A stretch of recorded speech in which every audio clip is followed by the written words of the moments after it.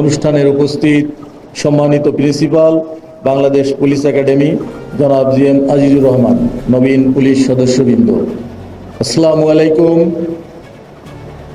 আজকের এই সমাপনী কুচকাওয়াজ অনুষ্ঠানে উপস্থিত হতে পেরে আমি অত্যন্ত আনন্দিত ও গর্বিত।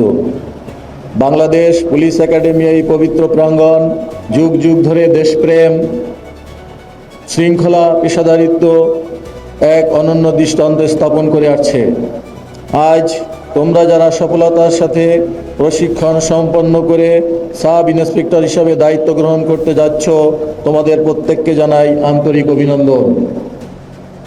এই দীর্ঘ ও কঠোর প্রশিক্ষণকালে তোমাদের শারীরিক সক্ষমতা, মানসিক দৃঢ়তা, নৈতিক মূল্যবোধকে সমৃদ্ধ করেছে।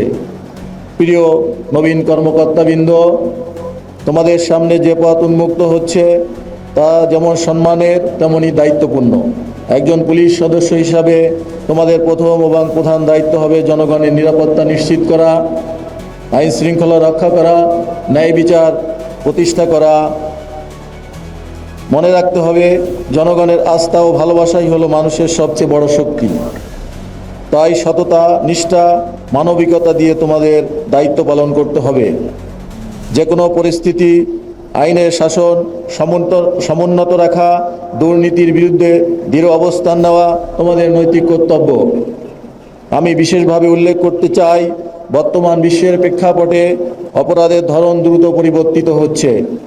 প্রযুক্তি নির্ভর অপরাধ, সাইবার ক্রাইম, উগ্রবাদ মোকাবেলায় তোমাদের দক্ষতা ও সচেতনতা অত্যন্ত গুরুত্বপূর্ণ।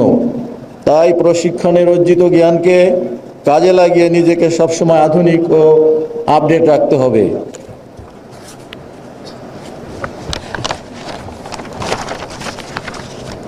প্রিয় ক্যাডেটবৃন্দ, তোমরা আজ শুধু একটি চাকরিতে যোগ দিচ্ছ না, বরং একটি মহান সেবামূলক পেশায় আত্মনিয়োগ করছো।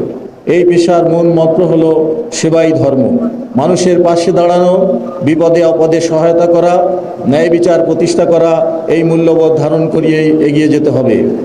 আমি আশা করি তোমরা তোমাদের দায়িত্ব পালনে সর্বদা পেশাদারিত্ব, শৃঙ্খলা, দেশপ্রেমের উজ্জ্বল দৃষ্টান্ত স্থাপন করবে এবং বাংলাদেশ পুলিশের সুনাম অক্ষুণ্ণ রাখবে। পরিশেষে এই সফল আয়োজনের জন্য বাংলাদেশ পুলিশ একাডেমির সম্মানিত অধ্যক্ষ, প্রশিক্ষক, সংশ্লিষ্ট সকলকে আন্তরিক ধন্যবাদ জানাই। আসসালামু আলাইকুম।